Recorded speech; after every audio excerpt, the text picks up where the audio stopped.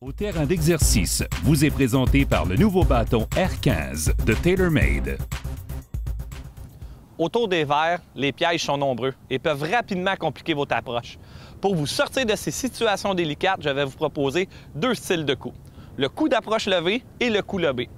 Le coup d'approche levé se joue généralement avec un cocheur d'allée ou un cocheur intermédiaire, c'est-à-dire un 50, 52 ou 54 degrés. Voici les points techniques à respecter. La balle est au centre de vos pieds et les mains légèrement en avant de celle-ci. Le début du geste se fait par les poignets. Les bras et les épaules suivent. Le bas du corps reste immobile. À l'impact, le poids du corps est 90 % sur la jambe avant et les yeux sont rivés sur la balle. À la fin, le bout du bâton pointe vers la hanche gauche. Pour faire un bon contact de balle, il est important que le poids reste ancré sur la jambe avant du début à la fin du geste. Voici un exercice à faire. Entraînez-vous à taper quelques coups en vous tenant sur la jambe avant. La balle face au talon, le pied arrière se trouvant en retrait et sur la pointe.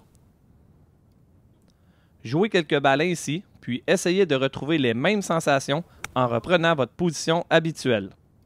Lorsqu'il y a un obstacle entre vous et le drapeau et que vous devez immobiliser votre balle rapidement près du trou, vous devez utiliser le coup lobé.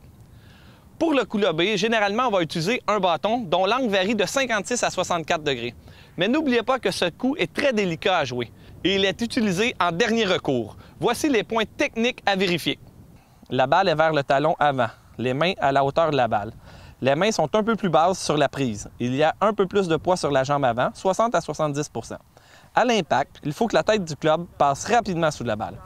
Le haut du corps est face à la cible au final, le poids est 90 % sur la jambe avant, mais le talon droit est à peine décollé. Voici un exercice que l'on peut faire avec des baguettes d'enseignement. Placez une baguette au sol pour bien voir l'alignement de votre corps et de deux autres baguettes de part et d'autre de la tête de votre club. Le but est de faire des élans sans toucher à ces deux baguettes. Si vous y arrivez, le chemin du club est à coup sûr correct. Point important, au sommet de votre élan arrière, votre bras gauche est parallèle à la ligne de jeu. Essayez de maîtriser ces deux styles de coups et vous sauverez assurément plusieurs coups lors de votre prochaine partie et encore plus lors de la prochaine saison. Amusez-vous bien et bon golf!